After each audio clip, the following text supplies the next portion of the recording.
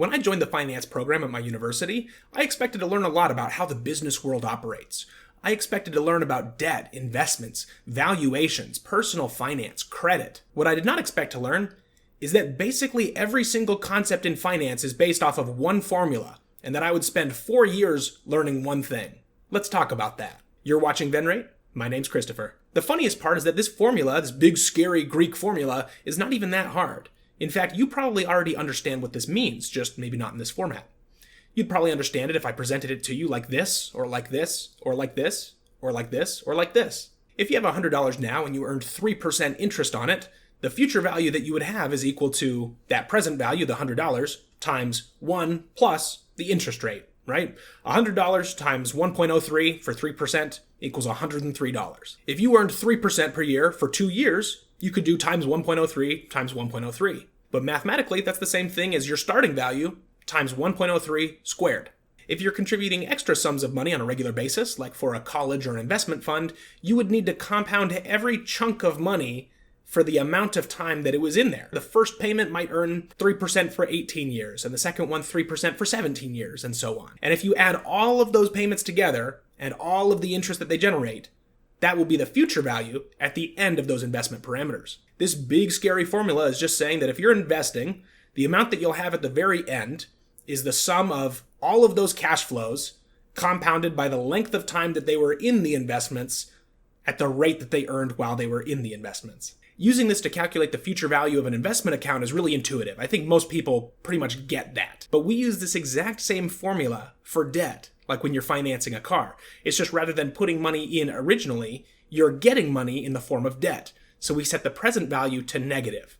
And the present value, which is negative, will compound at the interest rate that you are financing the car at. If you don't make any interim payments, you will go deeper and deeper into the negative. Most people are pretty familiar with engineering or graphing calculators, which are gigantic and use lithium-ion batteries because they take so much power, but this is a financial calculator.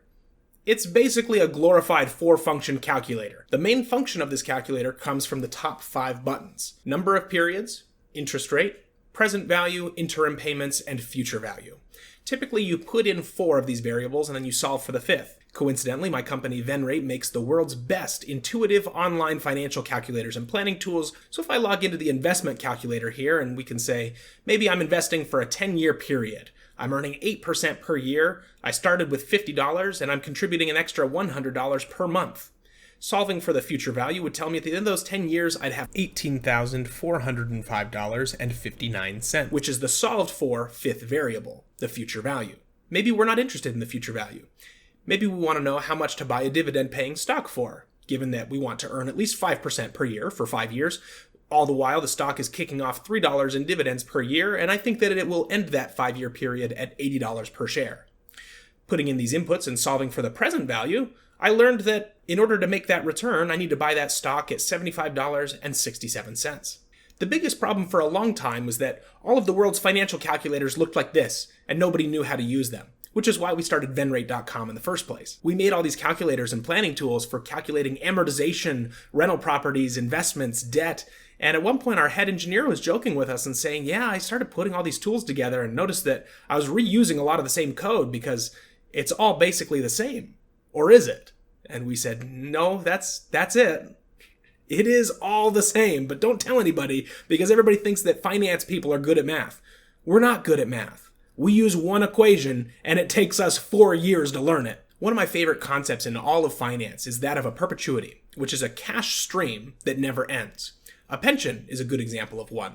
I struggled for a while in university trying to understand why perpetuities would be valued the way that they are. We were taught that for any perpetuity, you should pay no more than the annual cash streams divided by the interest rate that an investor could get somewhere else in the market. This would tell us, for example, that if we're debating buying a business that makes $10,000 in profits per year, and we could achieve 8% if we just invested our money in the stock market instead, we should buy that business for no more than $125,000. But why is that? Why does it just magically work out that an infinite, never-ending cash stream is worth the annual amount divided by the interest rate? There are 2 ways of thinking that could help explain why perpetuities are valued this way. The first one is pretty obvious. If you're investing $125,000 and it always grows at 8%, well, $10,000 is 8% of $125,000. So as long as the growth is constant, you could take out $10,000 per year and never have to worry about diminishing the principal. The second way of thinking is a little bit more true to the nature of finance, and it uses the time value of money formula in a way that I think is really interesting. Everybody knows that if you put your money into the stock market, in the long term, it will grow. If you keep your money in your wallet, however, not only will it not grow, but it will shrink due to inflation. $100 is worth, on the average, 3% less with every passing year. If that business that we used as an example is generating exactly $10,000, and it's not growing its profits or revenues with inflation, eventually the value of those profits will trail off.